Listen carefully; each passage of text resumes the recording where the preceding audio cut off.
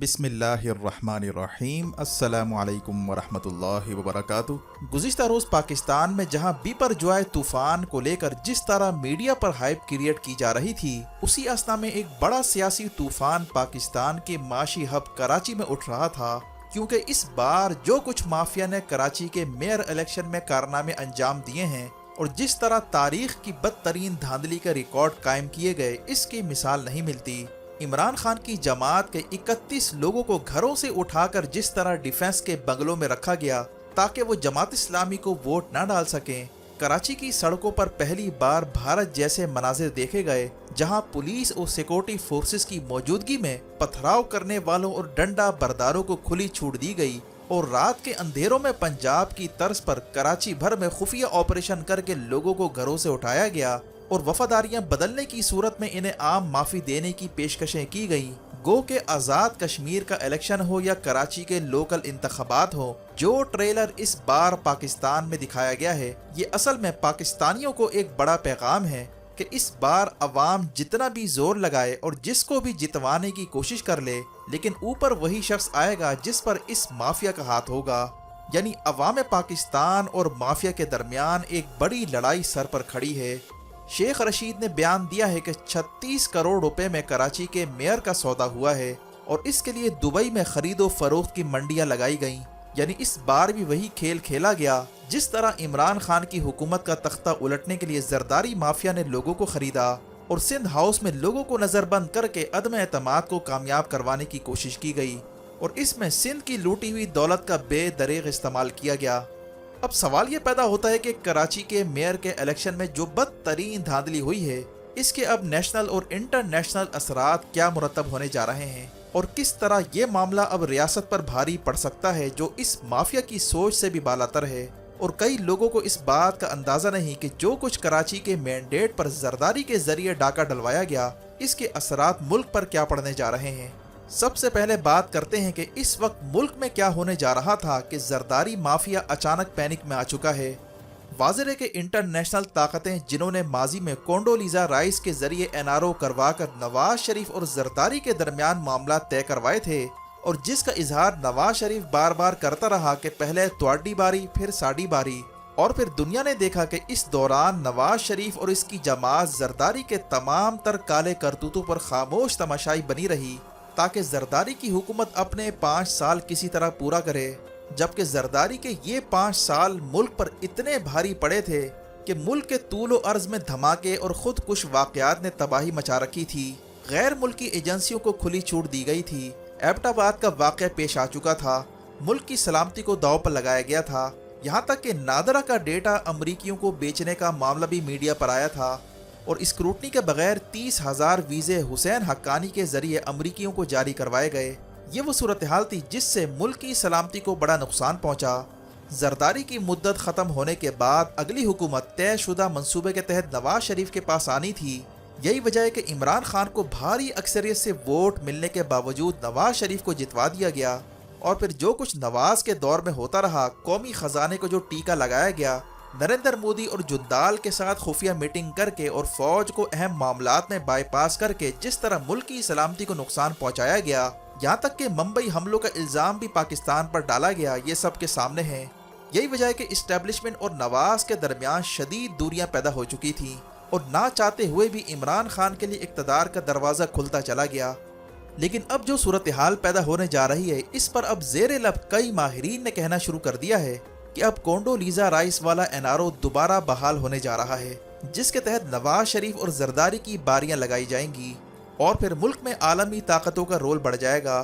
آصف زرداری اس NRO کو لے کر اتنا بیتاب ہے کہ وہ اس بار بلاول کو ہر حال میں وزیر اعظم کی کرسی پر دیکھنا چاہتا ہے۔ بلاول کو وزیر اعظم بنوانے کے لیے اس وقت ملک بھر میں کڑی تبدیلیاں کی جا رہی ہیں۔ آصف زرداری، جس کا شہباز حکومت بنوانے میں بھی اہم کردار ہے، اس کا خیال ہے کہ بلاول کو وزیر اعظم بنوانے کے لیے ضروری ہے کہ تمام تر مخالفت کو ابھی سے ہی کچلا جائے۔ یہی وجہ ہے کہ زرداری نے بلاول کو وزیر خارجہ بنوا کر اس کے انٹرنیشنل دورے ارینج کروائے، اور اطلاع ہے کہ عالمی طاقتوں کے ساتھ اس کے معاملات طے پا چکے ہیں۔ یہی وجہ ہے کہ بلاول کے دوروں پر اربوں روپے خرچ کرنے اور نتائج زیرو ہونے کے بعد بھی اس پر کوئی سوال نہیں اٹھا رہا۔ اور ملک میں سنگین انسانی حقوق کی خلاف ورزیوں پر بھی امریکہ اور برطانیہ کی جانب سے کوئی رد عمل نہیں آ رہا، کیونکہ اس منصوبے کے پیچھے عالمی طاقتوں کی مکمل سپورٹ ہے۔ لیکن معاملہ یہ ہے کہ عمران خان کی جماعت کو توڑنے کے باوجود عمران خان کی مقبولیت میں کمی نہیں آ رہی، اور اسی لیے پنجاب اور کے پی میں الیکشن مکمل طور پر ملتوی کر دیے گئے ہیں، اور اب معاشی ایمرجنسی لگا کر حکومت کو مزید کھینچنے کی تیاریاں ہو رہی ہیں۔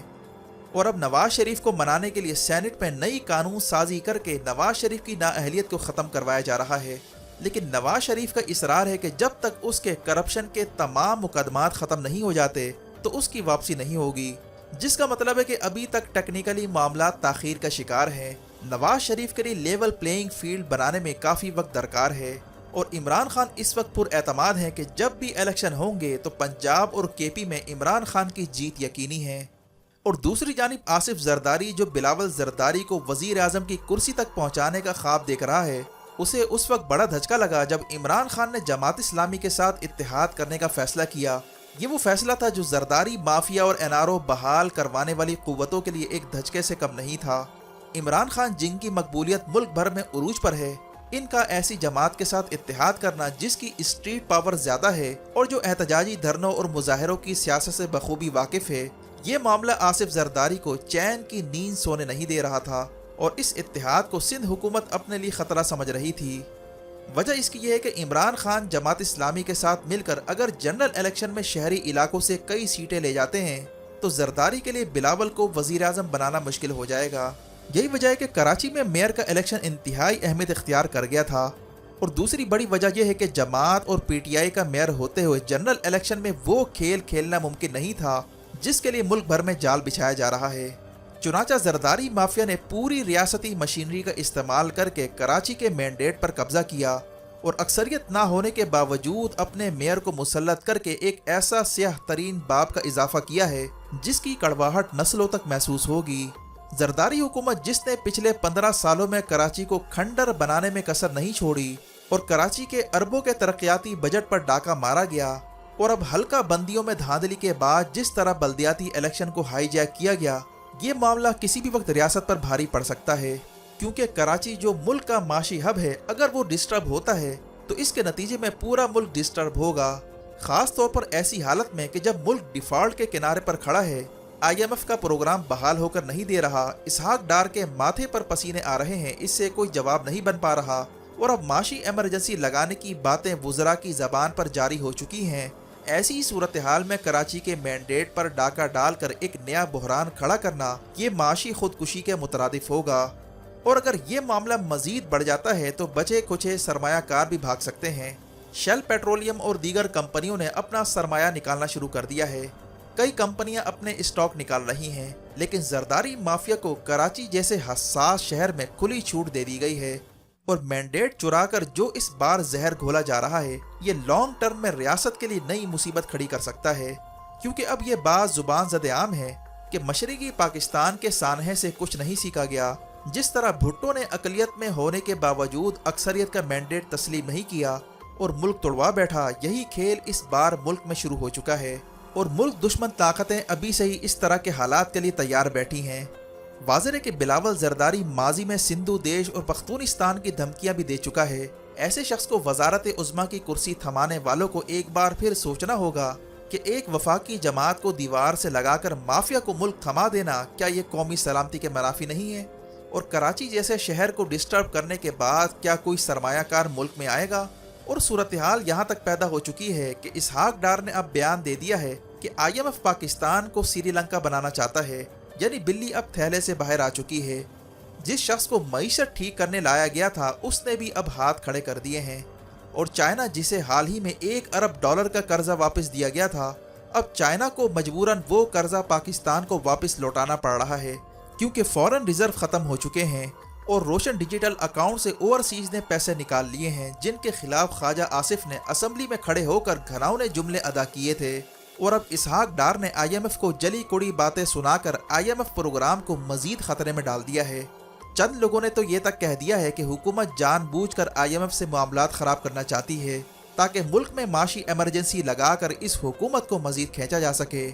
اور مقتدر حلقوں کی اس وقت ترجیحات معیشت کی بجائے عمران خان کو دیوار سے لگانا بن چکا ہے، यही वजह है कि जो कुछ कराची के इलेक्शन में नजर आया है इसे जनरल इलेक्शन का ट्रेलर समझा जा रहा है, यानी कि आम इंतखाबात में ये खेल बड़े पैमाने पर खेला जाएगा और माफिया ने अभी से ही जनरल इलेक्शन से पहले एक दूसरे को मुबारकबादें देना शुरू कर दी हैं। और इसीलिए कहा जा रहा है कि अगर इस बार कोंडोलीजा राइस वाला एनआरओ बहाल करने की कोशिश की गई और जनरल इलेक्शन को हाईजैक किया गया तो किसी भी वक्त अवाम और माफिया का बराह रास्त टकराव शुरू हो सकता है। वीडियो देखने का शुक्रिया। अपना और गिरदोनवाह के लोगों का ख्याल रखें। फ़ी अमानिल्लाह।